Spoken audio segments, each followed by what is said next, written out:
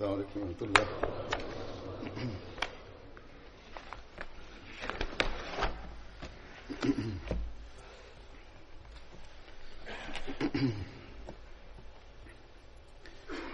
أشهد أن لا إله إلا الله وحده لا شريك له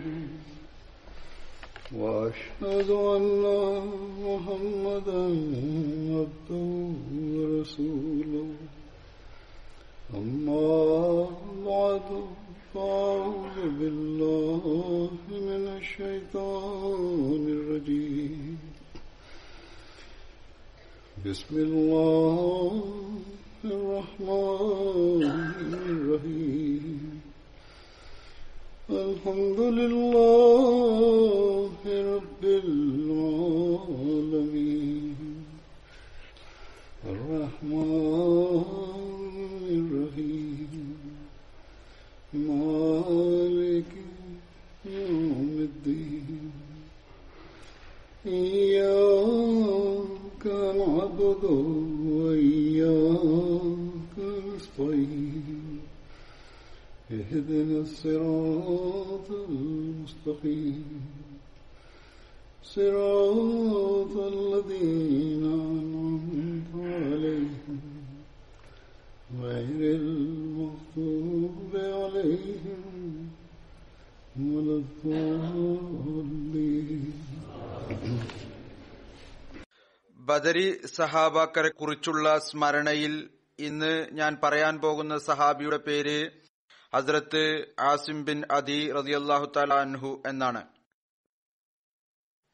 ഹസ്രത്ത് ആസിമിന്റെ പിതാവിന്റെ പേര് അദി എന്നായിരുന്നു. അദ്ദേഹത്തിന്റെ ബന്ധം ബനു അജ്ലാൻ ബിൻ ഹാരിസ ഗോത്രവുമായിട്ടായിരുന്നു. അത് ബനു സെയ്ദ് ബിൻ മാലിക് ഗോത്രത്തിന്റെ സഖ്യകക്ഷിയായിരുന്നു.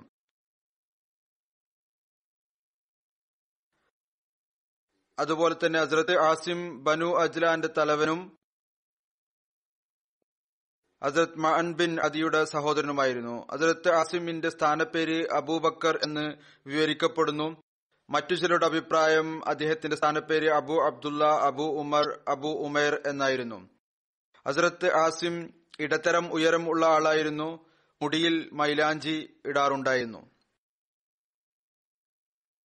ഹസ്രത്ത് ആസിമിന്റെ പുത്രന്റെ പേര് അബുൽ ബർദ എന്നായിരുന്നു. ഹസ്രത്ത് ആസിമിന്റെ മകളുടെ പേര് സഹല എന്നായിരുന്നു. അവരുടെ വിവാഹം ഹസ്രത്ത് അബ്ദുറഹ്മാൻ ബിൻ ഔഫുമായിട്ട് നടക്കുകയുണ്ടായി. ആ വിവാഹത്തിൽ 4 കുട്ടികളുണ്ടായിരുന്നു. 3 ആൺകുട്ടികൾ, മഅൻ, ഉമർ, സെയ്ദ്, ഒരു പെൺകുട്ടി അമത്തുർ റഹ്മാൻ സുഗ്റ. റസൂലുള്ളാഹി സ്വല്ലല്ലാഹു അലൈഹി വസല്ലം ബദറിലേക്ക് പുറപ്പെട്ടപ്പോൾ ഹസ്രത്ത് ആസിം ബിൻ അദിയെ കുബായുടെയും മദീനയുടെ ഉയർന്ന പ്രദേശം ആലിയയുടെയും അമീറായി നിശ്ചയിക്കുകയുണ്ടായി. അങ്ങനെ നിശ്ചയിച്ച് തിരിച്ചയച്ചു.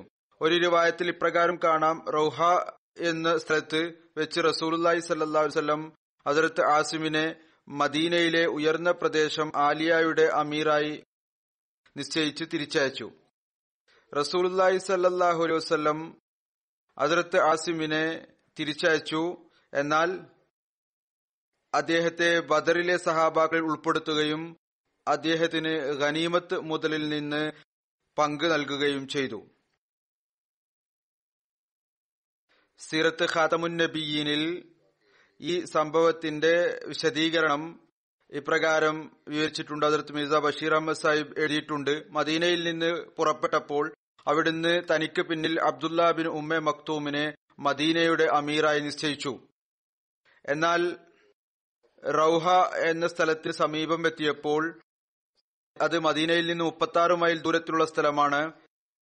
ഈ ഒരു ചിന്ത കൊണ്ട് അബ്ദുള്ള ഒരു അന്ധനായ വ്യക്തിയാണ്. ഖുറൈശികളുടെ സൈന്യം വളരെ അടുത്തെത്തിയിരിക്കുന്നു. അതുകൊണ്ട് അത് ആവശ്യപ്പെടുന്നത് അങ്ങേക്ക് പിന്നിൽ മദീനയുടെ സംവിധാനം വളരെ സുദൃഢമായിരിക്കണം. അതുകൊണ്ട് അവിടുന്ന് അബു ലുബാബ ബിൻ മുൻസിറിനെ മദീനയിലെ അമീറായി നിശ്ചയിച്ചുകൊണ്ട് തിരിച്ചയക്കുകയുണ്ടായി. അബ്ദുല്ല ബിൻ ഉമ്മെ മക്തൂമിനെ കുറിച്ച് കൽപ്പന നൽകി. അദ്ദേഹം കേവലം നമസ്കാരത്തിന് ഇമാമത്ത് വഹിക്കുന്നതായിരിക്കും. എന്നാൽ സംവിധാനപരമായ കാര്യങ്ങൾ അബു ലുബാബ ആയിരിക്കും നടപ്പിൽ വരുത്തുക. മദീനയിലെ ഉയർന്ന പ്രദേശം അതായത് ഖുബാക്ക് വേണ്ടി അവിടുന്ന് ആസിം ബിൻ അദിയെ മറ്റൊരു അമീറായി നിശ്ചയിച്ചു. ഹസ്രത്ത് ആസിം ഉഹദ്, ഖന്ദക് മുതലായ എല്ലാ യുദ്ധങ്ങളിലും റസൂലുള്ളാഹി സ്വല്ലല്ലാഹു അലൈഹി വസല്ലമയോടൊപ്പം പങ്കെടുത്തു. ഹസ്രത്ത് ആസിം 45 ഹിജ്രിയിൽ ഹസ്രത്ത് മുആവിയയുടെ ഭരണകാലഘട്ടത്തിൽ മദീനയിൽ വഫാത്തായി. അപ്പോൾ അദ്ദേഹത്തിന്റെ പ്രായം 115 വയസ്സായിരുന്നു. ചിലരുടെ അഭിപ്രായ പ്രകാരം അദ്ദേഹത്തിന്റെ പ്രായം 120 വയസ്സിലാണ് അദ്ദേഹം വഫാത്തായതെന്നും പറയുന്നുണ്ട്.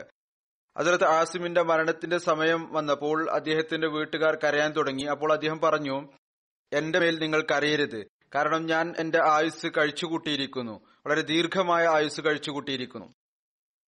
റസൂലുള്ളാഹി സ്വല്ലല്ലാഹു അലൈഹി വസല്ലം സഹാബാക്കളെ തബൂക്ക് യുദ്ധത്തിനു വേണ്ടി തയ്യാറാകാൻ കൽപ്പന നൽകിയപ്പോൾ റസൂലുള്ളാഹി സ്വല്ലല്ലാഹു അലൈഹി വസല്ലം ധനികരോട് അള്ളാഹുവിന്റെ മാർഗത്തിൽ ധനവും വാഹനങ്ങളും നൽകാൻ വേണ്ടി ആഹ്വാനം ചെയ്തു. അപ്പോൾ വിവിധ ആളുകൾ തങ്ങളുടെ കഴിവനുസരിച്ചുകൊണ്ട് ത്യാഗം സമർപ്പിക്കുകയുണ്ടായി. ഈ അവസരത്തിൽ ഹസ്രത്ത് അബൂബക്കർ തന്റെ വീട്ടിലെ മുഴുവൻ സാധനങ്ങളും കൊണ്ടുവന്നു. അത് ഏകദേശം 4000 ദിർഹം ഉണ്ടായിരുന്നു. റസൂലുള്ളാഹി സ്വല്ലല്ലാഹു അലൈഹി വസല്ലം ഹസ്രത്ത് അബൂബക്കറിനോട് ചോദിച്ചു, തന്റെ വീട്ടുകാർക്കായി എന്തെങ്കിലും ഉപേക്ഷിച്ചു വന്നിട്ടുണ്ടോ? അപ്പോൾ അദ്ദേഹം പറഞ്ഞു, വീട്ടുകാർക്കായി അള്ളാഹുവിനെയും അവന്റെ റസൂലിനെയുമാണ് ഉപേക്ഷിച്ചിരിക്കുന്നത്. ഹസ്രത്ത് ഉമർ തന്റെ ഭവനത്തിലെ പകുതി ധനം കൊണ്ടുവന്നു. റസൂലുള്ളാഹി സ്വല്ലല്ലാഹു അലൈഹി വസല്ലം അദ്ദേഹത്തോട് ചോദിച്ചു, തങ്ങളുടെ വീട്ടുകാർക്ക് വേണ്ടി എന്തെങ്കിലും ഉപേക്ഷിച്ചിട്ടുണ്ടോ? അപ്പോൾ പറഞ്ഞു, പകുതി ധനം ഉപേക്ഷിച്ചു വന്നിരിക്കുന്നു. ഈ അവസരത്തിൽ ഹസ്രത്ത് അബ്ദുറഹ്മാൻ ബിൻ ഔഫ് 100 ഔക്കിയ നൽകുകയുണ്ടായി. ഒരു ഔക്കിയ എന്ന് പറഞ്ഞാൽ 40 ദിർഹം ആണ്. റസൂലുള്ളാഹി സ്വല്ലല്ലാഹു അലൈഹി വസല്ലം പറഞ്ഞു, ഉസ്മാൻ ബിൻ അഫ്ഫാനും അബ്ദുറഹ്മാൻ ബിൻ ഔഫും ഭൂമിയിൽ അള്ളാഹുവിന്റെ നിധികളിലുള്ള നിധിയാണ്. അത് അള്ളാഹുവിന്റെ പ്രീതിക്ക് വേണ്ടി ചെലവ് ചെയ്യുന്നു.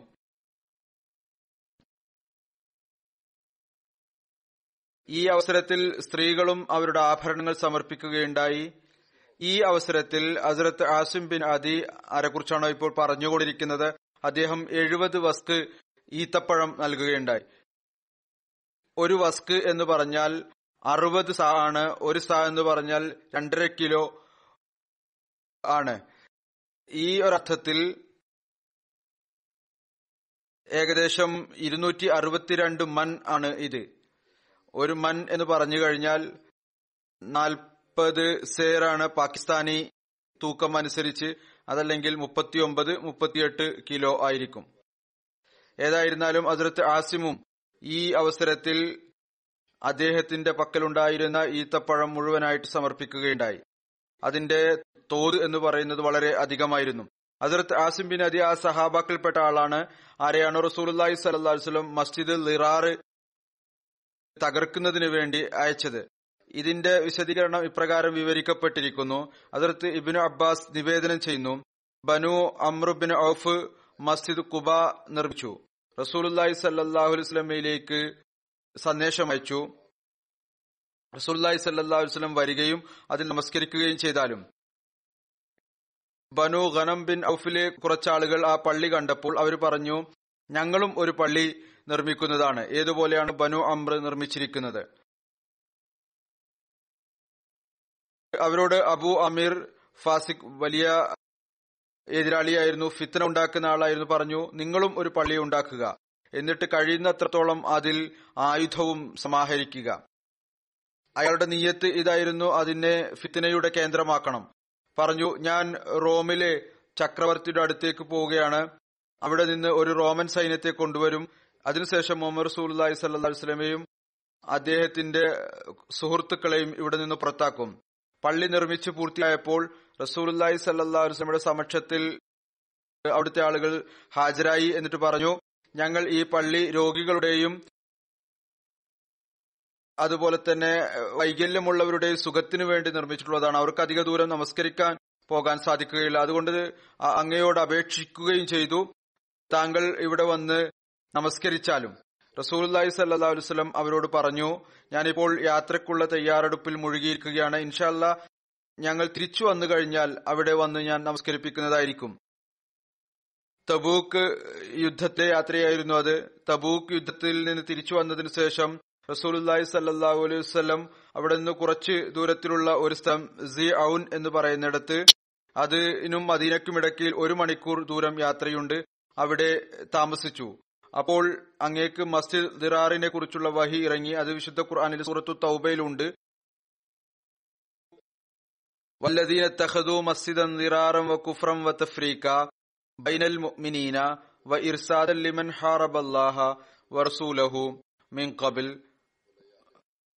വലിയഹ്ലിഫന്ന ഇൻ അറദ്നാ ഇല്ലൽ ഹുസ്ന വല്ലാഹു യഷ്ഹദു ഇന്നഹും ലകാദിബൂൻ.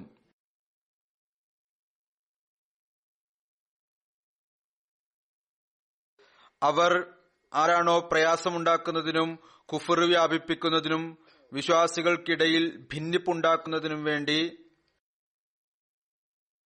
അതുപോലെ തന്നെ അത്തരം ഒരാൾക്ക് സ്ഥലം നൽകുന്നതിനും വേണ്ടി ആരാണോ അല്ലാഹുവിനോട് റസൂലിനോട് മുമ്പ് തന്നെ യുദ്ധം ചെയ്യുന്ന ആളാണ്, അതിനുവേണ്ടി പള്ളി നിർമ്മിച്ചിരിക്കുന്നത്, നിശ്ചയമായും അവർ സത്യം ചെയ്യും, ഞങ്ങൾ നന്മയല്ലാതെ മറ്റൊന്നും ആഗ്രഹിക്കുന്നില്ല.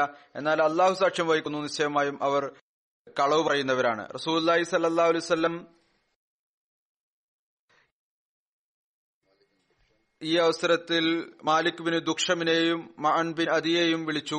എന്നിട്ട് മസ്ജിദ് ദിറാർ തകർക്കാൻ വേണ്ടി പറഞ്ഞു. ഒരു റിവായത്തിൽ ഇപ്രകാരവുമുണ്ട്, ഹസ്രത്ത് അസിം ബിൻ അദി, ഹസ്രത്ത് അംർ ബിൻ സക്കൻ, വഹ്ഷി ആരാണോ ഹസ്രത്ത് ഹംസയെ ഷഹീദാക്കിയത്, സുഹൈദ് ബിൻ അബ്ബാസിനും റസൂലുള്ളാഹി സ്വല്ലല്ലാഹു അലൈഹി വസല്ലം ഈ ഒരു ലക്ഷ്യത്തിനായി നിയോഗിച്ചയക്കുകയുണ്ടായി. ഷറഹ് സർക്കാനിൽ ഇതും പ്രകാരം എഴുതിയിരിക്കുന്നു. ഒരുപക്ഷെ റസൂലുള്ളാഹി സ്വല്ലല്ലാഹു അലൈഹി വസല്ലം ആദ്യം 2 പേരെ അയച്ചിരിക്കാം, പിന്നീട് അവരെ സഹായിക്കാൻ വേണ്ടി കൂടുതൽ 4 പേരെ അയച്ചതായിരിക്കാം. റസൂലുള്ളാഹി സ്വല്ലല്ലാഹു അലൈഹി വസല്ലം അവരെ മസ്ജിദ് ദിറാറിലേക്ക് പോകാൻ വേണ്ടി കൽപ്പിച്ചു. അതിനെ തകർക്കുക, അതിന് തീയിടുക. ഇവരെല്ലാവരും തന്നെ വളരെ വേഗത്തിൽ ബനു സാലിം ഗോത്രമെത്തി. അത് ഹസ്രത്ത് മാലിക് ബിൻ ദുക്ഷമിന്റെ ഗോത്രമായിരുന്നു. ഹസ്രത്ത് മാലിക് ബിൻ ദുക്ഷം ഹസ്രത്ത് മഅൻ ബിൻ മഅനോട് പറഞ്ഞു, എനിക്ക് കുറച്ച് അവധി നൽകാൻ, ഞാൻ വീട്ടിൽ പോയി തീ കൊണ്ടുവരാം. അങ്ങനെ അദ്ദേഹം ഈന്തപ്പനയുടെ പട്ടയിൽ, ഉണങ്ങിയ പട്ടയിൽ തീ കൊണ്ടുവന്നു. പിന്നീട് മഗ്രിബിനും ഇശാക്കും ഇടയ്ക്ക് മസ്ജിദ് ദിറാറിലെത്തുകയും അതിന് തീയിടുകയും ചെയ്തു. അതിനെ മണ്ണോട് ചേർക്കുകയും ചെയ്തു. കുറച്ച് ഭാഗം ഞാൻ ഇതിനു മുമ്പ് ഹസ്രത്ത് മാലിക് ബിൻ ദുക്ഷമിന്റെ വിവരണത്തിൽ പറഞ്ഞിട്ടുണ്ട്. ഏതായിരുന്നാലും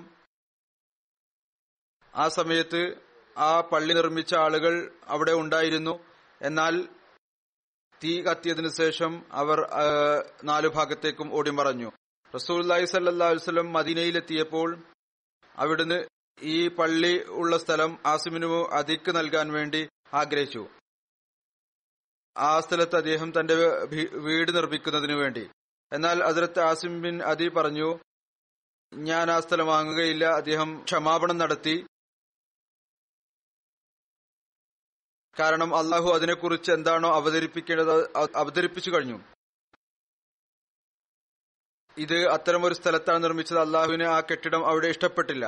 പിന്നീട് റസൂലുള്ളാഹി സ്വല്ലല്ലാഹു അലൈഹി വസല്ലം അത് സാബിത്ത് ബിൻ അക്രമിന് നൽകി. കാരണം അദ്ദേഹത്തിന് വീടൊന്നും തന്നെ ഉണ്ടായിരുന്നില്ല. അതെ, ആസിം ബിൻ അദി പറഞ്ഞു, എനിക്ക് വീടും ഉണ്ട്, അതുപോലെ തന്നെ എനിക്കൊരു വൈമനസ്യവും തോന്നുന്നു, അതുകൊണ്ട് ക്ഷമാപണം നടത്തുന്നു.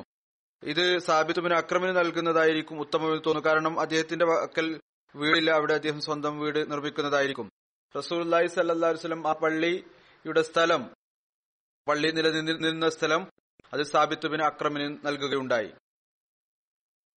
ഇബ്നു ഇസാഖിന്റെ അഭിപ്രായത്തിൽ മസ്ജിദ് ദിറാർ നിർമ്മിച്ച മുനാഫിക്കുകളുടെ പേര് ഇതാണ്: Khisan bin Khalid, Muattib bin Qushayr, Abu Habiba bin Azhar, Abbad bin Hunaif, Jariya bin Amir, അയാളുടെ 2 മക്കൾ, Mujamma bin Jariya, Zaid bin Jariya, Nufail bin Harith, Yakhes bin Numan, ഔദിയ. ഏതായിരുന്നാലും അബു ആമിർ രാഹിബ്, അയാളുടെ പേര് റസൂലുള്ളാഹി സ്വല്ലല്ലാഹു അലൈഹി വസല്ലം ഫാസിഖ് എന്നാണ് വെച്ചിട്ടുള്ളത്. ഇയാളുടെ കൂടെ ഇവരെല്ലാവരും കൂടിയതായിരുന്നു. ഹദ്റത്ത് മസീഹ് മൗഊദ് അലൈഹി സ്വലാത്തു വസ്സലാമും ഒരിക്കൽ ഡൽഹിയിലെ യാത്ര ചെയ്തപ്പോൾ ഡൽഹിയിലെ ജാമിയ മസ്ജിദ് കണ്ടപ്പോൾ പറയുകയുണ്ടായി, വളരെ മനോഹരമായ വലിയ പള്ളിയാണ്. പറഞ്ഞു, പള്ളിയുടെ യഥാർത്ഥത്തിലുള്ള ഭംഗി എന്ന് പറയുന്നത് കെട്ടിടങ്ങളുമായിട്ടല്ല, മറിച്ച് നമസ്കാരക്കാരുമായിട്ടാണ്. ആരാണോ ആത്മാർത്ഥതയോടുകൂടി നമസ്കരിക്കുന്നത്. പറഞ്ഞു, അതല്ല എങ്കിൽ ഈ പള്ളികളൊക്കെ ഇങ്ങനെ ശൂന്യമായിരിക്കുന്നത് എന്തുകൊണ്ടാണ്? ആ കാലഘട്ടത്തിൽ ഒരുപാട് പള്ളികൾ ശൂന്യമായി കിടക്കുകയായിരുന്നു. റസൂലുള്ളാഹി സ്വല്ലല്ലാഹു അലൈഹി വസല്ലമയുടെ പള്ളി ചെറുതായിരുന്നു. അവിടുന്ന് പറഞ്ഞു, ഈന്തപ്പന ഓല കൊണ്ട് നിർമ്മിച്ച മേൽക്കൂരയാണ് ഉണ്ടായിരുന്നത്. മഴ പെയ്യുമ്പോൾ വെള്ളം ഇറ്റിറ്റ് വീഴുമായിരുന്നു. പള്ളിയുടെ ഭംഗി എന്ന് പറയുന്നത് നമസ്കാരക്കാരുമായിട്ടാണ് ബന്ധപ്പെട്ട് നിൽക്കുന്നത്. റസൂലുള്ളാഹി സ്വല്ലല്ലാഹു അലൈഹി വസല്ലമയുടെ കാലഘട്ടത്തിൽ ഭൗതികരായ ആളുകളും ഒരു പള്ളി നിർമ്മിച്ചു. എന്നാൽ അള്ളാഹുവിന്റെ കൽപ്പന പ്രകാരം അത് തകർത്തു. ആ പള്ളിയുടെ പേര് മസ്ജിദ് ലിറാർ എന്നായിരുന്നു, അതായത് കുഴപ്പമുണ്ടാക്കുന്ന പള്ളി. ഈ പള്ളി തീയിട്ട് ഭൂമിയോട് ചേർക്കുകയുണ്ടായി. മസ്ജിദെ കുറിച്ച് അവിടുന്ന് പറഞ്ഞു, അത് തഖ്വക്ക് വേണ്ടിയായിരിക്കണം നിർമ്മിക്കേണ്ടത്. ഇതാണ് പള്ളിയുടെ യഥാർത്ഥത്തിലുള്ള യാഥാർത്ഥ്യം. ഇന്ന് മുസ്ലിങ്ങൾക്ക് ഒരു വിഭാഗത്തിന് പള്ളി ജനനിബിഡമാക്കുന്നതിലേക്കും ശ്രദ്ധയുണ്ട്. വളരെ അത്ഭുതകരമായ കാര്യം എന്ന് പറയുന്നത്, ഈ ഒരു ശ്രദ്ധയും മസീഹ് മൗഊദ് അലൈഹി സ്വലാത്തു വസ്സലാമിന്റെ നിയോഗത്തിന് ശേഷമാണ് ഉണ്ടായത്. അല്പം അവസരം ലഭിച്ചിട്ടുണ്ടെങ്കിൽ, അതിനുള്ള ധൈര്യം ലഭിച്ചിട്ടുണ്ടെങ്കിൽ, ഇബാദത്തിലേക്ക് ശ്രദ്ധ ഉണ്ടായിട്ടുണ്ടെങ്കിൽ, പ്രത്യക്ഷമായ നിലയിലുള്ള വിവാദത്തിലേക്ക് ശ്രദ്ധ ഉണ്ടായിട്ടുണ്ടെങ്കിൽ, അതും മസീഹ് മൗഊദ് അലൈഹി സ്വലാത്തു വസ്സലാമിന്റെ വാദത്തിന് ശേഷമാണ് ഉണ്ടായത്. വളരെ മനോഹരമായ പള്ളികൾ നിർമ്മിക്കുന്നു. എന്നാൽ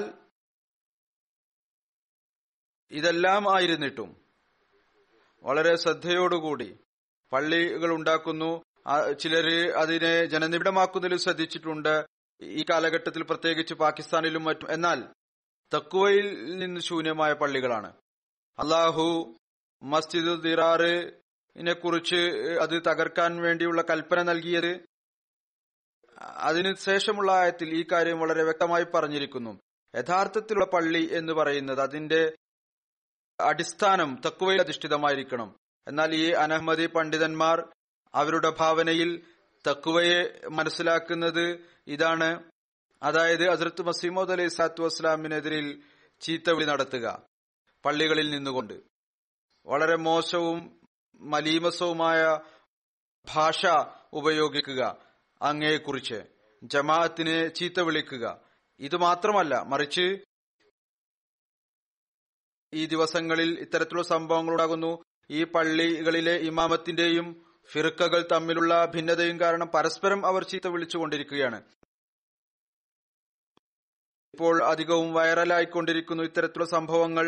പള്ളിയിൽ കുഴപ്പങ്ങളും പ്രശ്നങ്ങളും നടക്കുന്നതിന്, അല്ലെങ്കിൽ പള്ളിയിൽ വെച്ച് ചീത്ത വിളിക്കുന്നതിന്റെ ഈ കാര്യങ്ങളെല്ലാം തന്നെ പറഞ്ഞു തരുന്നത് ഇവരിൽ തഖ്വയുടെ കുറവുണ്ട് എന്നുള്ളതാണ്.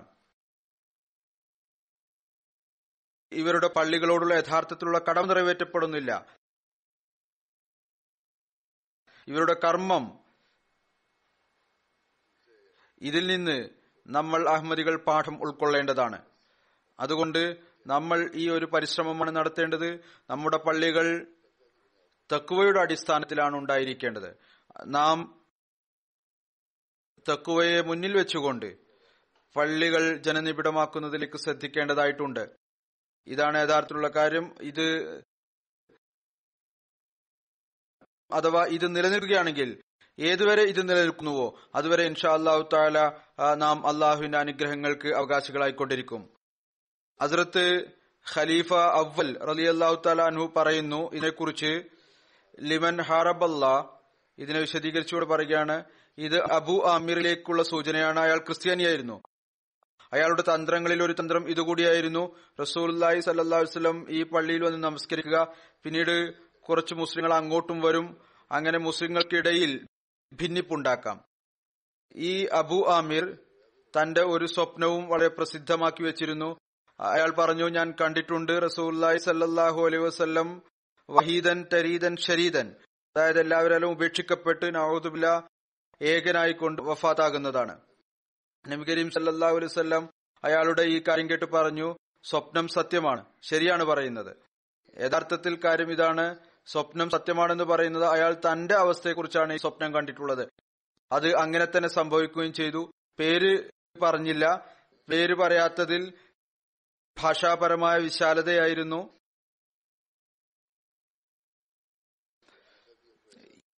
ഇനി ഭാവിയിലും ആരെങ്കിലും ഇങ്ങനെ ചെയ്യുകയാണെങ്കിൽ അവരുടെ പര്യവസാനവും ഇങ്ങനെ തന്നെയായിരിക്കും. നമ്മൾ കാണുന്നു ഇന്നും അത്തരത്തിൽ തന്നെ ശത്രുക്കളുടെ പര്യവസാനം ഉണ്ടായിക്കൊണ്ടിരിക്കുന്നു.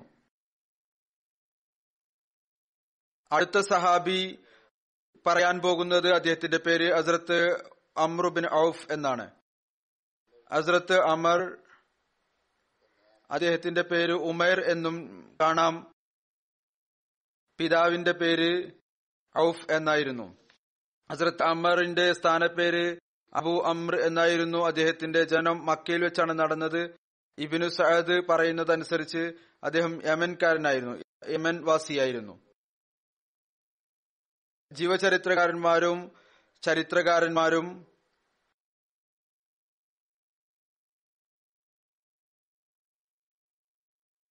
മുഹദ്ദിസീങ്ങൾക്കും ഇടയിൽ ഈ സഹാബിയുടെ പേരിനെ കുറിച്ച് വ്യത്യസ്തമായ അഭിപ്രായങ്ങളുണ്ട്. അദ്ദേഹത്തെക്കുറിച്ച് വളരെയധികം സാമ്യതകളും ഉണ്ട്.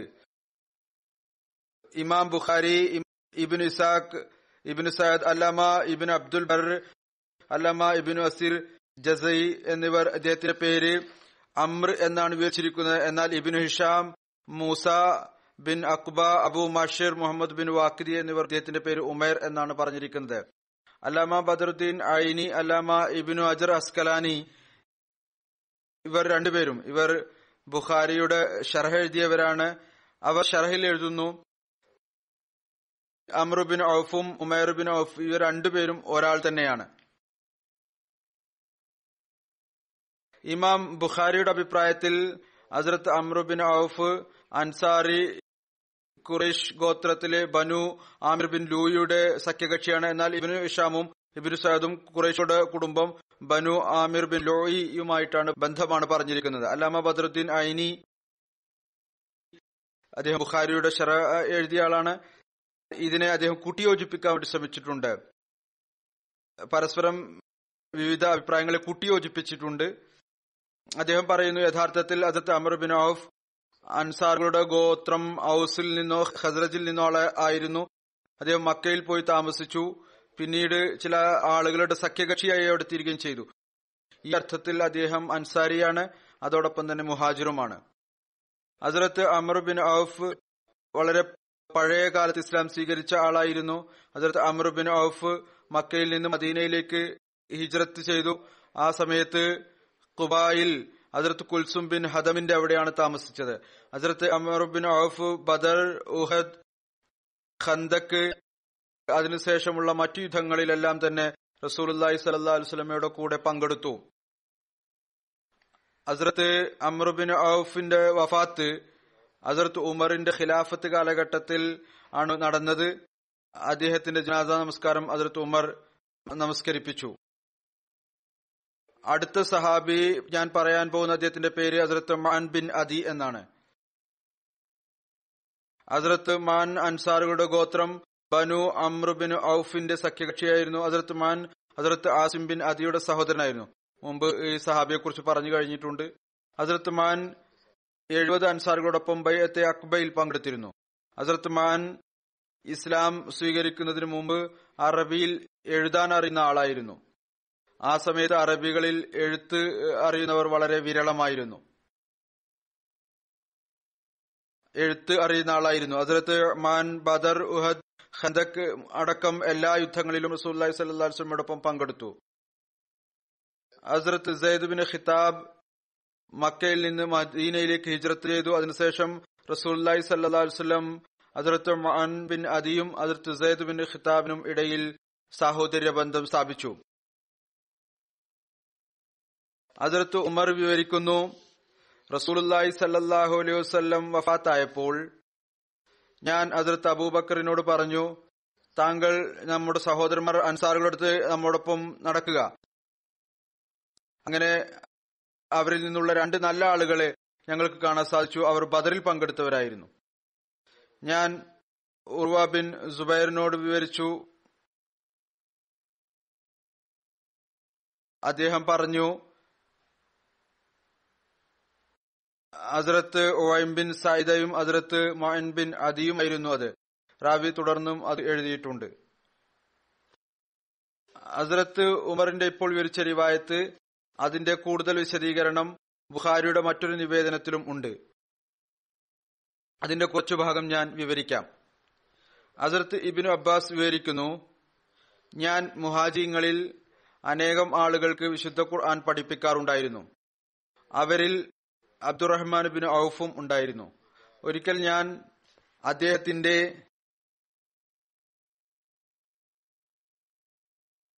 മിനായിലുള്ള വീട്ടിലായിരുന്നു. അദ്ദേഹം അപ്പോൾ ഉമർ ബിൻ ഖത്താബിന്റെ അടുത്ത് പോയിരിക്കുകയായിരുന്നു. ഈ സംഭവം ആ അവസാന ഹജ്ജിലത്തേതാണ്. ഏതൊന്നാണ് ഹസ്രത്ത് ഉമർ അവസാനമായി നിർവഹിച്ചത്. അബ്ദുറഹ്മാൻ ബിൻ ഔഫ് തിരിച്ചു എന്റെ അടുത്ത് വന്നപ്പോൾ അദ്ദേഹം പറഞ്ഞു, നീയും ആ വ്യക്തിയെ കണ്ടിരുന്നുവെങ്കിൽ എത്ര നന്നായിരുന്നു.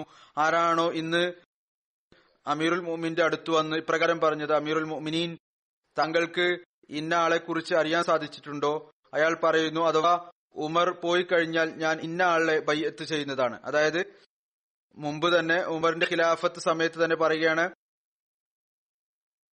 താങ്കൾക്ക് ശേഷം ഞാൻ ഇന്ന ആൾക്ക് ബൈഅത്ത് ചെയ്യുന്നതാണ്. പിന്നീട് അയാൾ പറഞ്ഞു, അല്ലാഹുവാണ് സത്യം, അബൂബക്കറിന്റെ ബൈഅത്ത് പെട്ടെന്ന് ധൃതിയിലും ഒച്ചപ്പാടിലും സംഭവിച്ചതാണ്. വരുന്നതിനെ കുറിച്ച് പ്രകടിപ്പിച്ചു എന്ന് മാത്രമല്ല, ഹസ്രത്ത് അബൂബക്കർ റളിയല്ലാഹു തആല അൻഹുവിന്റെ ബൈഅത്ത് നഊദു ബില്ലാഹ് ധൃതിയിലും ഒച്ചപ്പാടിലും തെറ്റായി സംഭവിച്ചു പോയതാണ്.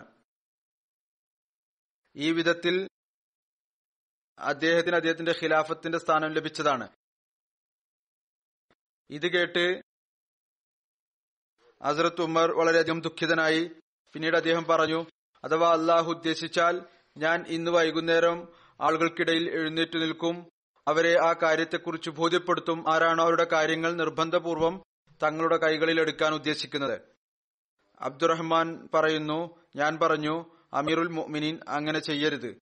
കാരണം ഹജ്ജിൽ പൊതുജനങ്ങളും കുഴപ്പക്കാരുമെല്ലാം ഒരുമിച്ച് കൂടിയിട്ടുണ്ടായിരിക്കും. താങ്കൾ ആളുകൾക്കിടയിൽ എഴുന്നേറ്റ് നിൽക്കുമ്പോൾ ഈ ആളുകൾ നിർബന്ധപൂർവം താങ്കളുടെ സമീപത്തേക്ക് വരും, ഒരുമിച്ച് കൂടും. ഞാൻ ഭയപ്പെടുന്നു താങ്കൾ എഴുന്നേറ്റ് നിന്ന് അത്തരത്തിലുള്ള കാര്യം പറയുകയും ഏറ്റുപറയുന്ന ആൾ താങ്കളെക്കുറിച്ച് അതിൽ നിന്ന് വ്യത്യസ്തമായ മറ്റെന്തെങ്കിലും കാര്യങ്ങൾ പറയുകയും ചെയ്യും. താങ്കൾ പറയുന്നതിനു കൂട്ടിച്ചേർത്ത് മറ്റെന്തെങ്കിലും പറഞ്ഞ് പ്രസിദ്ധമാക്കും. ആളുകൾക്ക് അത് മനസ്സിലാക്കാനും സാധിക്കുകയില്ല. അതിനെ ശരിയായ സ്ഥലത്ത് അവർ ഉപയോഗിക്കുകയും ചെയ്യുകയില്ല. അതവർക്ക് മനസ്സിലാക്കാനും സാധിക്കുകയില്ല. പിന്നീട് ശരിയായ സ്ഥലത്ത് അത് അവർ പ്രതിഷ്ഠിക്കുകയും ചെയ്യില്ല. അതിന്റെ വിശദീകരണം നൽകാനും സാധിക്കുകയില്ല. ഹദ്റത്ത് ഉമറിന് അദ്ദേഹം ഈ ഒരു മഷ്ഊറ നൽകി, താങ്കൾ ആ സമയം വരെ കാത്തിരിക്കുക, ഹജ്ജിന് ശേഷം മദീനയിൽ എത്തുക. കാരണം അത് ഹിജ്റത്തിന്റെയും സുന്നത്തിന്റെയും സ്ഥലമാണ്. അവിടെ എന്താണ് സംഭവിക്കുക? അവിടെ മനസ്സിലാക്കാൻ കഴിവുള്ള നല്ല ആളുകളെ മാറ്റി നിർത്തിക്കൊണ്ട് താങ്കൾക്ക് എന്താണ് പറയാനുള്ളത് അത് അവരോട് സമാധാനപൂർവ്വം പറയുക. പറയുന്നു, അറിവുള്ള ആളുകൾ താങ്കളുടെ കാര്യങ്ങൾ മനസ്സിലാക്കുകയും ശരിയായ സ്ഥലത്ത് അതിനെ ഉപയോഗിക്കുകയും ചെയ്യും. തങ്ങളുടേതായ വ്യാഖ്യാനങ്ങൾ നടത്താൻ മുതിരുകയില്ല. പിന്നീട് ഹദ്റത്ത് ഉമർ പറഞ്ഞു, ശരി, അള്ളാഹുവാണ് സത്യം, ആദ്യമായി മദീനയിൽ ഖുത്ബക്ക് വേണ്ടി എഴുന്നേറ്റ് നിൽക്കുമ്പോൾ ഞാൻ ഈ കാര്യം വിവരിക്കുന്നതായിരിക്കും. ഇബ്നു അബ്ബാസ് പറയുന്നു, ഞങ്ങൾ മദീനയിൽ ദുൽഹജ്ജയുടെ അവസാനമാണ് എത്തിയത്. വെള്ളിയാഴ്ച ദിവസം ആയപ്പോൾ ജുമായുടെ സൂര്യൻ മധ്യാഹ്നത്തിൽ നിന്ന് തെറ്റിയപ്പോൾ ഞങ്ങൾ പെട്ടെന്ന് പള്ളിയിൽ ചെന്നു. അവിടെ നിന്ന് ഞാൻ സയ്യിദ് ബിൻ സയ്യിദിനെ മിമ്പറിന്റെ അടുത്തിരിക്കുന്നതായി കണ്ടു. ഞാനും അദ്ദേഹത്തിന്റെ അടുത്തുപോയി ഇരുന്നു. എന്റെ കാൽമുട്ട് അദ്ദേഹത്തിന്റെ കാൽമുട്ടുമായി തട്ടുന്നുണ്ടായിരുന്നു. അതിന്റെ മുഴുവൻ വിശദീകരണവും അദ്ദേഹം പറയുകയാണ്. കുറച്ചു കഴിഞ്ഞപ്പോൾ ഹസ്രത്ത് ഉമർ ബിൻ ഖത്താബ് വന്നു. ഞാൻ അദ്ദേഹം മുന്നിലൂടെ വരുന്നത് കണ്ടപ്പോൾ ഞാൻ സയ്യിദ് ബിൻ സയ്യിദിനോട് പറഞ്ഞു, ഇന്ന് അദ്ദേഹം അത്തരത്തിലുള്ള ഒരു കാര്യം പറയുന്നതാണ്. അത് അദ്ദേഹം ഖലീഫ ആയതിനു ശേഷം ഒരിക്കലും പറയാത്തതായിരിക്കും. അദ്ദേഹം എന്റെ സംസാരം വിസ്മയത്തോടു കൂടി നോക്കി. അദ്ദേഹം എന്റെ അടുത്തിരിക്കുകയായിരുന്നു. അദ്ദേഹം അത്ഭുതത്തോടു കൂടി നോക്കി. എന്നിട്ട് പറഞ്ഞു, അദ്ദേഹം ഇതിനു മുമ്പ് പറയാത്ത കാര്യം പറയും എന്ന് പ്രതീക്ഷിക്കുന്നില്ല. ഹദ്റത്ത് ഉമർ മിമ്പറിൽ ഇരുന്നു. ബാങ്ക് വിളിച്ചാൽ ബാങ്ക് വിളി അവസാനിപ്പിച്ചപ്പോൾ അദ്ദേഹം എഴുന്നേറ്റ് നിന്നു. എന്നിട്ട് അള്ളാഹുവിനെ സ്തുതിക്കേണ്ട വിധത്തിൽ മുറയനുസരിച്ച് സ്തുതിച്ചു. എന്നിട്ട് പറഞ്ഞു, അമ്മാ ബഅദ്, ഞാൻ നിങ്ങളോട് അത്തരത്തിലുള്ള ഒരു കാര്യം പറയാൻ പോവുകയാണ്. അത് ഞാൻ പറയണം എന്നത് എനിക്ക് നിശ്ചയിക്കപ്പെട്ടിട്ടുള്ളതാണ്. എനിക്കറിയില്ല എന്റെ ഈ സംസാരം എന്റെ മരണത്തിന് സമീപമാണോ അല്ലേ എന്ന്. അതുകൊണ്ട് ആരാണോ ഈ കാര്യം മനസ്സിലാക്കിയത്, നല്ലപോലെ ഓർത്തുവെച്ചത്, അവരുടെ ഒട്ടകം അവരെ എവിടെയാണോ എത്തിക്കുന്നത് അതിനെ അവിടെ വിവരിക്കുകയും ചെയ്യുക. അതായത് ഈ സന്ദേശം എത്രത്തോളം നിങ്ങൾക്ക് മറ്റുള്ളവരിലേക്ക് ശരിയായ രീതിയിൽ എത്തിക്കാൻ സാധിക്കുമോ എത്തിച്ചുകൊള്ളുക. ആർക്കാണോ ഈ ഒരു ഭയമുള്ളത്, അയാൾ ഈ കാര്യം മനസ്സിലാക്കിയിട്ടില്ല എന്ന്, അതുകൊണ്ട് ഞാൻ ആർക്കും തന്നെ അനുവാദം നൽകുന്നില്ല അവർ എന്നെ കുറിച്ച് കളവ് പറയുക എന്നത്. തെറ്റായ കാര്യം എത്തിക്കുക എന്നത്. പിന്നീട് അവിടുന്ന് പറഞ്ഞു, അള്ളാഹു മുഹമ്മദ് സല്ലല്ലാഹു അലൈഹി വസല്ലമെ സത്യത്തോടുകൂടി അയച്ചു, അങ്ങയുടെ മേൽ ശരീഅത്തിന്റെ കൽപ്പനകൾ ഇറക്കി. പിന്നീട് ചില കൽപ്പനകളെ കുറിച്ച് പരാമർശിച്ചു. ഒരു നീണ്ട വിശദീകരണമാണ്, അതിനെ ഞാൻ ഉപേക്ഷിക്കുകയാണ്. പിന്നീട് അവിടുന്ന് പറഞ്ഞു, കേൾക്കുക, റസൂൽ തിരുമേനി സല്ലല്ലാഹു അലൈഹി വസല്ലം തിരുമേനി ഇതുകൂടി പറഞ്ഞിരുന്നു, നിങ്ങൾ പെരുപ്പിച്ചുകൊണ്ട് എന്നെ പ്രശംസിക്കരുത്. ഏതുപോലെ ഇബ്നു മറിയമിനെ പ്രശംസിക്കുന്നതിൽ അതിശയോക്തി കാണിച്ചു. പറഞ്ഞു, നിങ്ങൾ ഇപ്രകാരം പറഞ്ഞുകൊള്ളുക. റസൂലുള്ളാഹി സ്വല്ലല്ലാഹു അലൈഹി വസല്ലം പറഞ്ഞു, നിങ്ങൾ ഇപ്രകാരം പറയുക, എന്നെ കുറിച്ച് അദ്ദേഹം അള്ളാഹുവിന്റെ ദാസനും ദൂതനുമാണ്. പിന്നീട് ഹദ്റത്ത് ഉമർ പറഞ്ഞു, എനിക്ക് ഒരു വാർത്ത ലഭിച്ചിരിക്കുന്നു, നിങ്ങളിൽ പറയുന്ന ഒരാൾ പറഞ്ഞിരിക്കുന്നു. ആ കാര്യത്തെക്കുറിച്ച് വിവരിച്ചു. ഹദ്റത്ത് അബൂബക്കറിന് ഇങ്ങനെ ഖിലാഫത്ത് ലഭിച്ചതാണെന്ന് പറയുന്നു. അള്ളാഹുവാണ് സത്യം. അഥവാ ഉമർ മരിച്ചുപോയാൽ ആ പറയുന്ന വ്യക്തി പറഞ്ഞിരിക്കുന്നു, അള്ളാഹുവാണ് സത്യം. ആ പറഞ്ഞ ആൾ അബൂബക്കറിനെ കുറിച്ച് പറഞ്ഞിരിക്കുന്നു, പിന്നീട് എന്നെ കുറിച്ച് പ്രകാരം പറഞ്ഞിരിക്കുന്നു. അഥവാ ഉമർ മരിച്ചു കഴിഞ്ഞാൽ ഞാൻ ഇന്ന ആൾക്ക് ബൈഅത്ത് ചെയ്യും. അവിടുന്ന് പറഞ്ഞു, അതുകൊണ്ട് ഏതെങ്കിലും ഒരു വ്യക്തി വഞ്ചനയിൽ അകപ്പെട്ട് പ്രകാരം പറയരുത്. പിന്നീട് അവിടുന്ന് ഈ കാര്യം ആദ്യം അബൂബക്കറിലേക്ക് കൊണ്ടുപോയി. പിന്നീട് വരുന്ന കാര്യം അത് പിന്നെ ഉള്ളതാണ്. ആദ്യം ഈ കാര്യത്തെക്കുറിച്ച് വിവരിക്കാം. അവിടുന്ന് പറഞ്ഞു, ആരെങ്കിലും വ്യക്തി വഞ്ചനയിൽ അകപ്പെട്ട് പ്രകാരം പറയരുത്. അബൂബക്കറിന്റെ ബൈഅത്ത് ധൃതിയിലും ഒച്ചപ്പാടിലും പിശകുമൂലം സംഭവിച്ചു പോയതാണ്. അത് അങ്ങനെ സംഭവിച്ചു പോയി. അങ്ങനെയാണ് അദ്ദേഹം ഖലീഫയായത്. കേൾക്കുക, ഇത് ശരിയാണ്. ആ ബൈഅത്ത് ഇതുപോലെ തന്നെയാണ് സംഭവിച്ചത്. എന്നാൽ അള്ളാഹു ഈ ധൃതിയിലും ഒച്ചപ്പാടിലും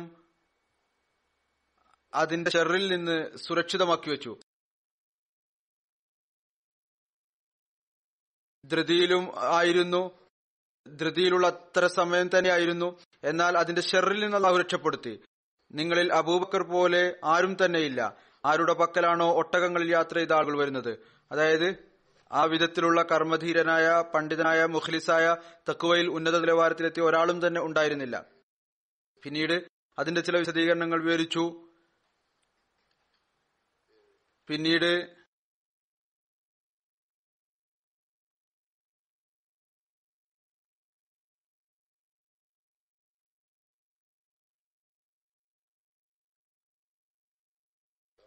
അവിടുന്ന് പറഞ്ഞു, ആരാണോ മുസ്ലിങ്ങളുടെ കൂടിയാലോചന കൂടാതെ ഏതെങ്കിലും വ്യക്തിയെ ബൈഅത്ത് ചെയ്തത്, അയാളുടെ ബൈഅത്ത് ചെയ്യരുത്.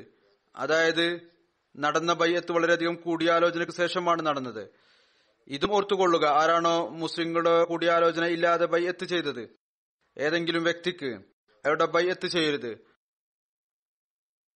ആരാണോ അയാൾക്ക് ബൈഅത്ത് ചെയ്ത് അയാളെയും ബൈഅത്ത് ചെയ്ത്, കാരണം അയാൾ സ്വയം അയാളെ കൊല്ലുന്ന ആളാകരുത്. യഥാർത്ഥത്തിൽ ഞങ്ങളുടെ സംഭവം ഇപ്രകാരമാണ് നടന്നത്. അദ്ദേഹം പറഞ്ഞു, അള്ളാഹു നബി കരീം സല്ലല്ലാഹു അലൈഹി വസല്ലമക്ക് വഫാത്ത് നൽകിയപ്പോൾ അൻസാറുകൾ ഞങ്ങൾക്കെതിരിലായി. ഞങ്ങളെല്ലാവരും സഖീഫ ബനു സഅദയിൽ ഒരുമിച്ചുകൂടി. അലിയും സുബൈറും ഞങ്ങൾ രണ്ടു പേർക്കും ഒപ്പമുണ്ടായിരുന്നു, ഞങ്ങളുടെ എതിരിലായിരുന്നു. മുഹാജിറുകൾ ഒരുമിച്ചുകൂടി അബൂബക്കറിന്റെ അടുത്ത് വന്നു. ഞാൻ അബൂബക്കറിനോട് പറഞ്ഞു, അബൂബക്കർ വരൂ, നമുക്ക് നമ്മുടെ അൻസാർ സഹോദരന്മാരുടെ അടുത്ത് പോകാം. നമുക്ക് അവരുടെ കഥകൾ പറഞ്ഞുകൊണ്ടു പോകാം, ആ കാര്യങ്ങൾ പറഞ്ഞുകൊണ്ട് നടന്നു പോകാം, അവരെന്താണ് പറഞ്ഞുകൊണ്ടിരിക്കുന്നതെന്ന്. ഞങ്ങൾ അവരുടെ അടുത്തെത്തിയപ്പോൾ അവരിൽ വളരെ നല്ല രണ്ട് ആളുകളെ ഞങ്ങൾക്ക് കാണാൻ സാധിച്ചു. ഞാൻ ആദ്യം വിവരിച്ച റിവായത്തിൽ അതനുസരിച്ച് ആ രണ്ട് പുരുഷന്മാർ, ആ രണ്ടാളുകൾ, അത് ഒരാൾ ഹദ്റത്ത് മഅൻ ബിൻ അദി ആയിരുന്നു. ഏതായിരുന്നാലും അദ്ദേഹം പറയുന്നു, ഏതൊരു അഭിപ്രായത്തിലാണോ അവർ, അതായത് അൻസാറുകൾ ഐക്യകണ്ഠേന ഉറച്ചുന്നത്, ഞങ്ങളുടെ വഴിയിൽ കണ്ട ഇവർ രണ്ടുപേരും ഞങ്ങളോട് അതിനെക്കുറിച്ച് പറഞ്ഞു. അവർ പറഞ്ഞു, ഓ മുഹാജിരിങ്ങളുടെ സംഘമേ, നിങ്ങൾ എവിടേക്കാണ് പോകാൻ ഉദ്ദേശിക്കുന്നത്? ഞങ്ങൾ പറഞ്ഞു, ഞങ്ങൾ ആ അൻസാരി സഹോദരങ്ങളെ കാണാൻ ആഗ്രഹിക്കുന്നു. അപ്പോൾ അവർ രണ്ടുപേരും പറഞ്ഞു, വഴിയിൽ വെച്ച് കണ്ട ഇവർ രണ്ടുപേരും, അതിൽ ഒരാൾ മഅൻ ബിൻ അദി ആയിരുന്നു, പറഞ്ഞു, ഒരിക്കലും അവിടെ പോകരുത്. നിങ്ങൾക്ക് ഉചിതമായിട്ടുള്ളത് നിങ്ങൾ കൂടിയാലോചന സ്വയം ചെയ്തു കൊള്ളുക, നിങ്ങൾ അവിടെ പോകരുത്. എന്നാൽ ഹദ്റത്ത് ഉമർ പറഞ്ഞു, അല്ലാഹുവാണ് സത്യം, ഞങ്ങൾ തീർച്ചയായും അവരുടെ അടുത്ത് പോകുന്നതാണ്. ഞങ്ങൾ തീർച്ചയായും അവരുടെ അടുത്ത് പോകുന്നതാണ്. അങ്ങനെ ബനു സഅദയുടെ പന്തലിൽ അവരുടെ അടുത്തെത്തി. അവിടെ അൻസാറുകളുടെയും അബൂബക്കറിന്റെയും ഹദ്റത്ത് ഉമറിന്റെയും ഒരു നീണ്ട ചർച്ചയും സംസാരവും നടന്നു. ഖിലാഫത്തിന്റെ തിരഞ്ഞെടുപ്പുമായി ബന്ധപ്പെട്ടുള്ള വിശദീകരണമായിരുന്നു അത്. പിന്നീട് അതിന്റെ ഒരു നീണ്ട വിശദീകരണമാണ്. അതിന്റെ ഒരു വിശദീകരണം ഒരു പരിധിവരെ ഹദ്റത്ത് മുസ്ലിം മൗദ് വിവരിച്ചിട്ടുണ്ട്. അത് ഞാൻ വിവരിക്കാം. സഖീഫ ബനു സഅദ ഈ അൻസാറുകൾ ഇരിക്കുന്ന സ്ഥലം, അവിടുത്തെ സംഭവം വിവരിച്ചുകൊണ്ട് അദ്ദേഹം പറയുന്നു, റസൂൽ തിരുമേനി സല്ലല്ലാഹു അലൈഹി വസല്ലം വഫാത്തായപ്പോൾ സഹാബാക്കളുടെ 3 ഗ്രൂപ്പുകൾ ഉണ്ടായി. ഒരു ഗ്രൂപ്പ് വിചാരിച്ചു, റസൂൽ തിരുമേനി സല്ലല്ലാഹു അലൈഹി വസല്ലമയ്ക്ക് ശേഷം നിശ്ചയമായും ഇസ്ലാമിക വ്യവസ്ഥ സ്ഥാപിക്കുന്ന ഒരാൾ തീർച്ചയായും ഉണ്ടായിരിക്കണം. എന്നാൽ നബിയുടെ ഉദ്ദേശം അദ്ദേഹത്തിന്റെ കുടുംബവും ബന്ധുക്കളും മാത്രമേ ശരിയായ രീതിയിൽ മനസ്സിലാക്കുകയുള്ളൂ. അതുകൊണ്ട് നബി കരീം സല്ലല്ലാഹു അലൈഹി വസല്ലം കുടുംബത്തിൽ നിന്ന് തന്നെ ഏതെങ്കിലും ഒരാൾ നിശ്ചയിക്കപ്പെടണം. ഒരു ഗ്രൂപ്പ് ഇപ്രകാരമാണ് പറഞ്ഞിരുന്നത്, നിശ്ചയമായും അങ്ങയുടെ മക്കളിൽ നിന്ന് ഒരാൾ ആകണം, മറ്റേതെങ്കിലും കുടുംബത്തിൽ നിന്ന് മറ്റാരെങ്കിലും ആകരുത്.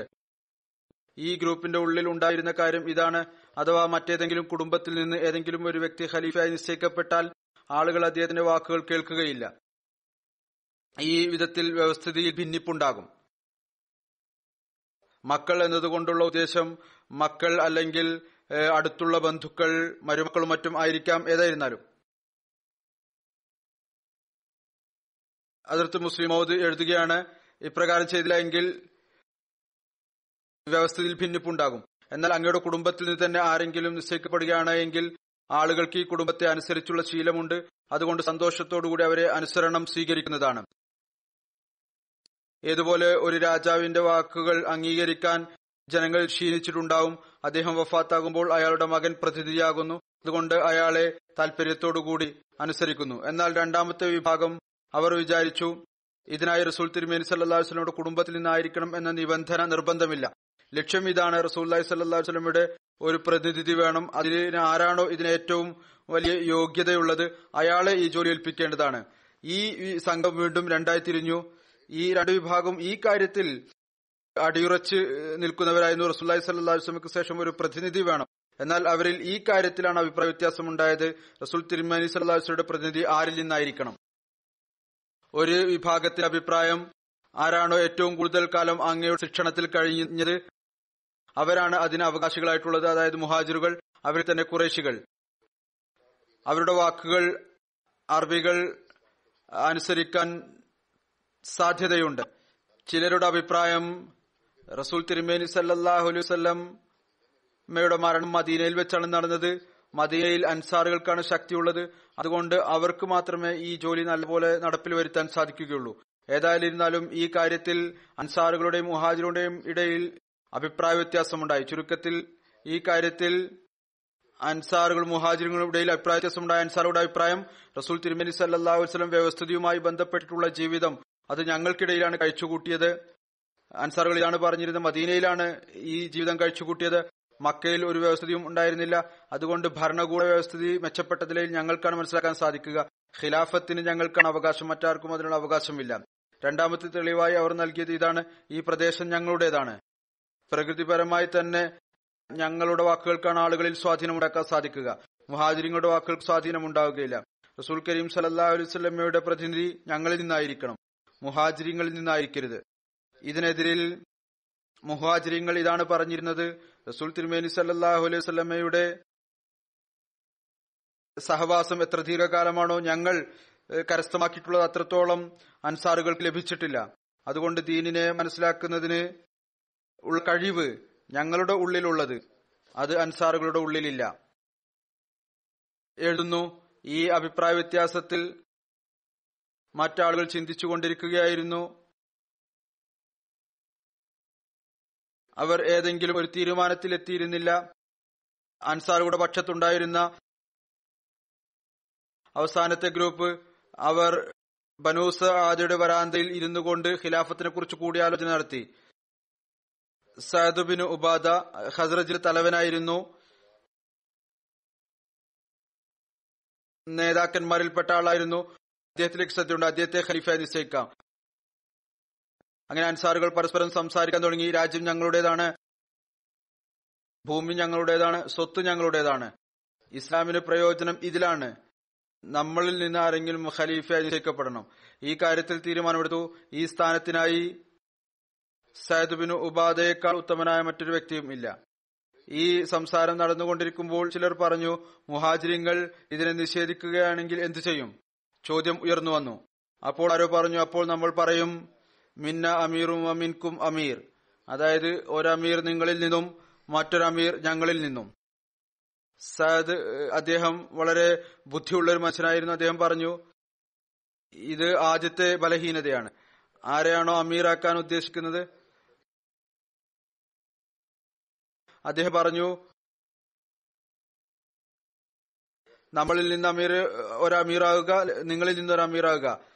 ഇത് മിന്ന അമീറും മിൻകു അമീർ, ഇത് ഇസ്ലാമിൽ ഭിന്നിപ്പുണ്ടാക്കും. ഈ കൂടിയാലോചനകൾക്ക് ശേഷം മുഹാജിറുകൾക്ക് അറിവ് ലഭിച്ചപ്പോൾ അവർ പെട്ടെന്ന് തന്നെ അവിടെ വന്നു. ഏതുപോലെ ഉമർ വിവരിക്കുകയുണ്ടായി. അദ്ദേഹവും ഹസ്രത്ത് അബൂബക്കറും മറ്റു ചിലരും അവിടെ എത്തി. കാരണം അവർ മനസ്സിലാക്കിയിരുന്നു, അഥവാ മുഹാജിരിങ്ങളിൽ നിന്ന് ഒരാൾ ഖലീഫയായില്ല എങ്കിൽ അറബികൾ അതിനെ അംഗീകരിക്കില്ല. അപ്പോൾ മദീനയിലെ കാര്യം മാത്രമായിരുന്ന മുഴുവൻ അറേബ്യയുടെയും കാര്യമായിരുന്നു. മദീനയിൽ നിശ്ചയമായും അൻസാറുകൾക്കാണ് ശക്തി ഉണ്ടായിരുന്നത്. എന്നാൽ മുഴുവൻ അറേബ്യയും മക്കക്കാരുടെ മഹത്വത്തെയും ശ്രേഷ്ഠതയും അംഗീകരിക്കുന്നവരായിരുന്നു. അതുകൊണ്ട് മുഹാജിരികൾ മനസ്സിലാക്കി, ആ സമയത്ത് അൻസാറുകളിൽ നിന്ന് ഒരാൾ ഖലീഫ നിശ്ചയിക്കപ്പെട്ടാൽ അറബികൾക്ക് അത് വലിയ പരീക്ഷണമായിരിക്കും. ഒരുപക്ഷെ അവരിൽ വലിയൊരു വിഭാഗം ഈ ഒരു പരീക്ഷണത്തിൽ ഉയർന്നു വരാനും സാധ്യതയില്ല. അതുകൊണ്ട് എല്ലാ മുഹാജിരികളും അവിടെ എത്തി. അതിൽ ഹസ്രത്ത് അബൂബക്കറും ഹസ്രത്ത് ഉമറും ഹസ്രത്ത് അബൂ ഉബൈദയും ഉൾപ്പെട്ടിരുന്നു. ഹസ്രത്ത് ഉമർ പറയുന്നു, ഞാൻ ഈ അവസരത്തിൽ വിവരിക്കുന്നതിനായി ഒരു വലിയ വിഷയം ചിന്തിച്ചു വച്ചിരുന്നു. ഞാൻ ചെന്ന ഉടനെ തന്നെ അത്തരത്തിലുള്ള ഒരു പ്രസംഗം നടത്താൻ ഉദ്ദേശിച്ചിരുന്നു. അത് മുഖേന എല്ലാ അൻസാറുകളും എന്റെ തെളിവുകളെ അംഗീകരിക്കുന്നവരായിത്തീരും. അവർ ഈ കാര്യത്തിന് നിർബന്ധിതരായിത്തീരും. അൻസാറുകൾക്ക് പകരം മുഹാജിരിങ്ങളിൽ നിന്ന് ആരെങ്കിലും ഖലീഫയായി നിശ്ചയിക്കാം. എന്നാൽ ഞങ്ങൾ അവിടെ എത്തിയപ്പോൾ ഹസ്രത്ത് അബൂബക്കർ പ്രസംഗിക്കുന്നതിനായി എഴുന്നേറ്റ് നിന്നു. ഞാൻ എന്റെ ഹൃദയത്തിൽ പറഞ്ഞു, ഇദ്ദേഹം എന്ത് കാര്യങ്ങൾ വിവരിക്കാനാണ്? എന്നാൽ അല്ലാഹു ആണ് സത്യം. എന്തെല്ലാം കാര്യങ്ങളാണോ ഞാൻ ചിന്തിച്ചു വെച്ചിരുന്നത് അതെല്ലാം അദ്ദേഹം വിവരിക്കുകയുണ്ടായി, ഹസ്രത്ത് അബൂബക്കർ. എന്നല്ല, അതുകൂടാതെയും അദ്ദേഹം തന്റെ പക്കൽ നിന്ന് മറ്റനേകം തെളിവുകൾ നൽകി. അപ്പോൾ ഞാൻ മനസ്സിലാക്കി, അബൂബക്കറിനെ എനിക്കൊരിക്കലും തന്നെ നേരിടാൻ സാധിക്കുകയില്ല. ചുരുക്കത്തിൽ മുഹാജിരിങ്ങൾ അവരോട് പറഞ്ഞു, ഇപ്പോൾ ഖുറൈശികളിൽ നിന്ന് തന്നെ അമീർ ഉണ്ടാകുന്നത് അനിവാര്യമാണ്. റസൂൽ കരീം സല്ലല്ലാഹു അലൈഹി വസല്ലമയുടെ ഈ ഹദീസും സമർപ്പിച്ചിരുന്നു, അൽ അയിമ്മത്തു മിനൽ ഖുറൈശ്, ഖുറൈശികളിൽ നിന്നായിരിക്കും നിങ്ങളുടെ ഇമാം.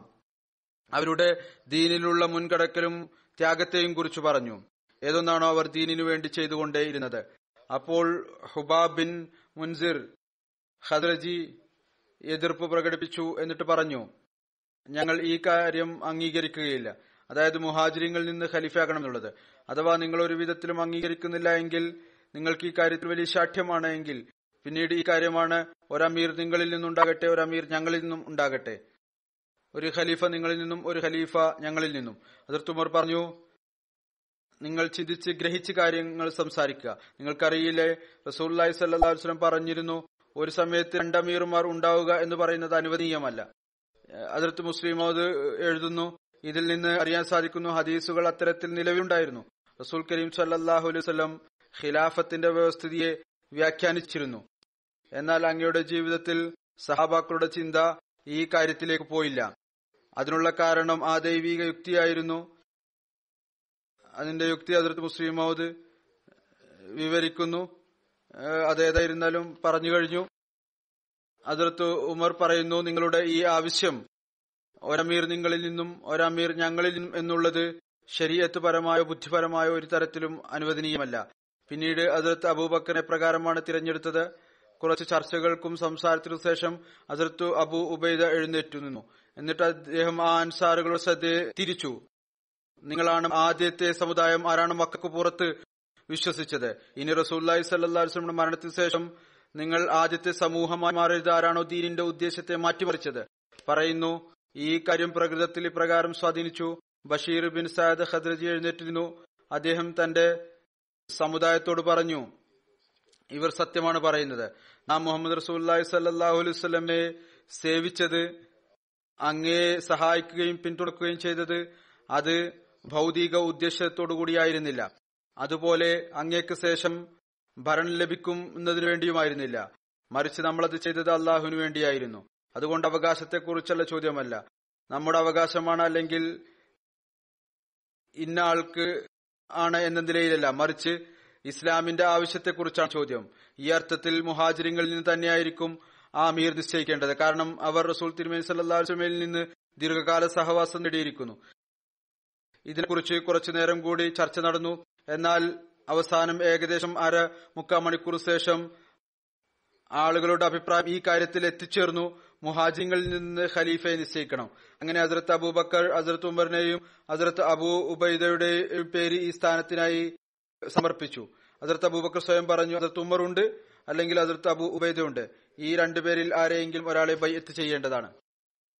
എന്നാൽ രണ്ടുപേരും നിരാകരിച്ചു. ആരെയാണോ റസൂലുള്ളാഹി സ്വല്ലല്ലാഹു അലൈഹി വസല്ലം തന്റെ രോഗത്തിന്റെ അവസ്ഥയിൽ നമസ്കാരത്തിന് ഇമാമായി നിശ്ചയിച്ചത്, ആരാണോ എല്ലാ മുഹാജിരികളിലും ഉത്തമനായിട്ടുള്ളത്, ഞങ്ങൾ അദ്ദേഹത്തിന് ബൈഅത്ത് ചെയ്യുന്നതാണ്. ഹസ്രത്ത് ഉമറിന്റെയും ഹസ്രത്ത് അബൂ ഉബൈദയുടെയും പേര് ഖിലാഫത്തിനായി സമർപ്പിച്ചപ്പോൾ ഹസ്രത്ത് ഉമർ സ്വയം അതിനെക്കുറിച്ച് വിവരിക്കുകയുണ്ടായി. ഹസ്രത്ത് ഉമർ പറയുന്നു, അദ്ദേഹം പറഞ്ഞു, വളരെ ഉന്നതമായ പ്രസംഗമാണ് നടത്തിയിരുന്നതെന്ന് അദ്ദേഹം പറഞ്ഞിരുന്നുവല്ലോ. ഹസ്രത്ത് ഉമർ പറയുന്നു, അബൂബക്കർ വലിയ ഉന്നതമായ പ്രസംഗമാണ് നടത്തിയത്, അതിൽ ഈ എല്ലാ കാര്യങ്ങളും പറയുന്നു. ഹസ്രത്ത് ഉമർ പറയുന്നു, എല്ലാ കാര്യവും വളരെ ഉന്നതമായിരുന്നു, എന്നാൽ ഈ കാര്യത്തിൽ കൂടുതലായി ഞാൻ മറ്റൊരു കാര്യവും ഇഷ്ടപ്പെടാതിരുന്നില്ല.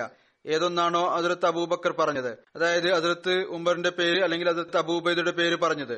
അദ്ദേഹം പറയുന്നു, അള്ളാഹുവാണ് സത്യം, ഈ അവസ്ഥയായിരുന്നു എന്റെ പേര് ഹസ്രത്ത് അബൂബക്കർ പറഞ്ഞപ്പോൾ, അഥവാ എന്നെ മുന്നോട്ട് വെച്ച് എന്റെ കഴുത്തറുത്തിരുന്നുവെങ്കിൽ ആ മരണം എനിക്കൊരു തിന്മയുടെ അടുത്തുപോലെത്തിക്കുമായിരുന്നില്ല, അത് എനിക്ക് കൂടുതൽ ഇഷ്ടപ്പെടുമായിരുന്നു. ഞാൻ ആ സമൂഹത്തിന് അമീറാവുക ഏതൊന്നിലാണോ അബൂബക്കർ ഉള്ളത്, അതായത് അദ്ദേഹത്തിന്റെ സ്ഥാനം അത്രമാത്രം ഉയർന്നതായിരുന്നു, അദ്ദേഹം ഉണ്ടായിരിക്കെ എന്നെ അമീറാക്കുക എന്നത്. ഞാൻ ഇതിനെ മാത്രം ഇഷ്ടപ്പെട്ടില്ല, മറ്റു പ്രസംഗത്തിന്റെ ഭാഗമെല്ലാം വളരെ ഉന്നതമായിരുന്നു. ഏതായിരുന്നാലും ഹദ്റത്ത് മുസ്ലിം മൗഊദ് പറയുന്നു, ഹദ്റത്ത് ഉമർ പറഞ്ഞപ്പോൾ മുഹാജിരിങ്ങളിൽ ഏറ്റവും ഉത്തമനായ ആളാരാണോ അവരെ ഞങ്ങൾ ബൈഅത്ത് ചെയ്യുന്നതാണ്. അതായത് ഈ സ്ഥാനത്തിന് ഹദ്റത്ത് അബൂബക്കറിനേക്കാൾ യോഗ്യനായ മറ്റൊരാളും തന്നെയില്ല. അങ്ങനെ ഈ കാര്യത്തിൽ അബൂബക്കറിന് ബൈഅത്ത് ചെയ്യാൻ തുടങ്ങി. ആദ്യം ഹദ്റത്ത് ഉമർ ബൈഅത്ത് ചെയ്തു, പിന്നീട് അബൂ ഉബൈദ ബൈഅത്ത് ചെയ്തു, പിന്നീട് ബഷീർ ബിൻ സയദ് ഖദ്രജി ബൈഅത്ത് ചെയ്തു, പിന്നീട് ഔസ് ഖദ്രജ് ഗോത്രത്തിലെ മറ്റാളുകൾ ബൈഅത്ത് ചെയ്തു. ഇത്രമാത്രം ആവേശമുണ്ടായിരുന്നു ആ സമയത്ത്.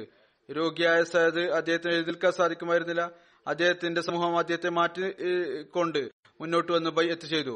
കുറച്ച് സമയത്തിന് ശേഷം സയദും അലിയും അല്ലാതെ മറ്റെല്ലാവരും ബൈഅത്ത് ചെയ്തു. ഇതുവരെ എന്നാൽ സയദിന്റെ മകൻ പോലും ബൈഅത്ത് ചെയ്തു. ഹദ്റത്ത് അലി കുറച്ച് ദിവസത്തിനു ശേഷമാണ് ബൈഅത്ത് ചെയ്തത്. ചില റിവായത്തുകളിൽ 3 ദിവസം എന്ന് കാണാം, ചില നിവേദനങ്ങളിൽ 6 മാസത്തിന് ശേഷമാണ് ബൈഅത്ത് ചെയ്തതെന്ന്. 6 മാസ നിവേദനത്തിൽ ഈ കാര്യവും വിവരിക്കപ്പെട്ടിരിക്കുന്നു. ഹദ്റത്ത് ഫാത്തിമയെ ശുശ്രൂഷിക്കുന്നതിൽ മുഴുകിയത് കാരണം അദ്ദേഹത്തിന് ഹദ്റത്ത് അബൂബക്കറിനെ ബൈഅത്ത് ചെയ്യാൻ സാധിച്ചില്ല. അവിടുന്ന് ബൈഅത്ത് ചെയ്യാനായി വന്നപ്പോൾ അവിടുന്ന് ഈ കാര്യത്തിൽ ക്ഷമാപണം നടത്തി.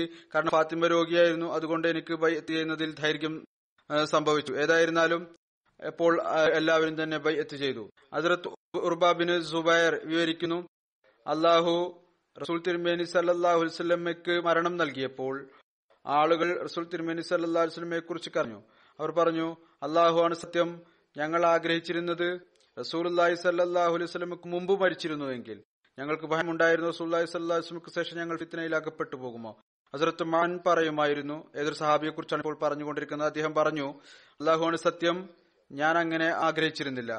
ആളുകൾ പറഞ്ഞിരുന്നു ഞങ്ങൾ മുമ്പ് മരിച്ചിരുന്നെങ്കിൽ. ഹദ്റത്ത് മാൻ പറഞ്ഞു, ഞാൻ അങ്ങനെ ആഗ്രഹിച്ചിരുന്നില്ല, ഞാൻ റസൂലുള്ളാഹി സ്വല്ലല്ലാഹു അലൈഹി വസല്ലമയ്ക്ക് മുമ്പ് മരിക്കണമെന്ന്.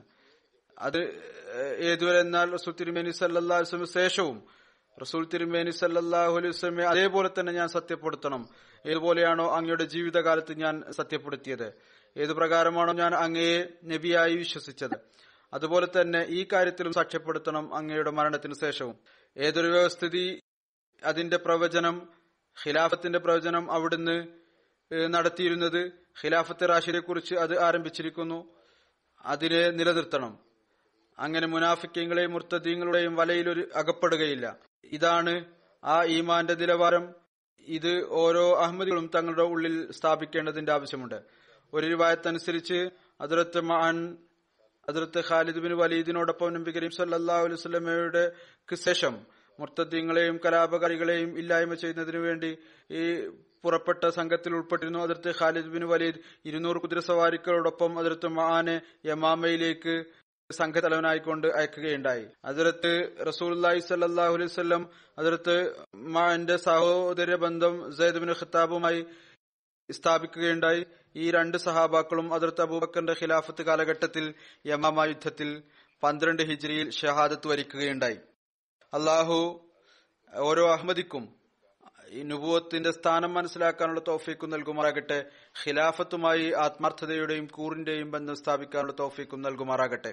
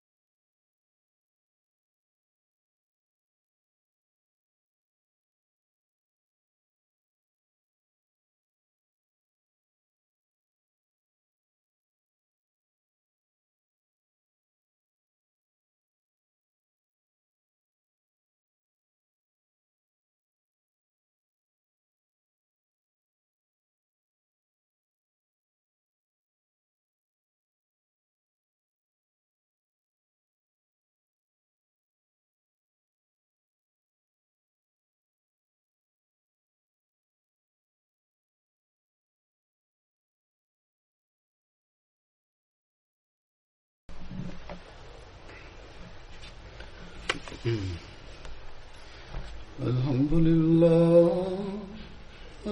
لله نحمده ونستعينه ونستغفره ونؤمن به ونتوكل عليه ونعوذ بالله من شرور أنفسنا ومن سيئات أعمالنا من يهده الله فلا مضل له ومن يضلل فلا هادي له ونشهد أن لا إله إلا الله ونشهد أن محمدا عبده ورسوله عباد الله رحمكم الله إن الله يأمر بالعدل والإحسان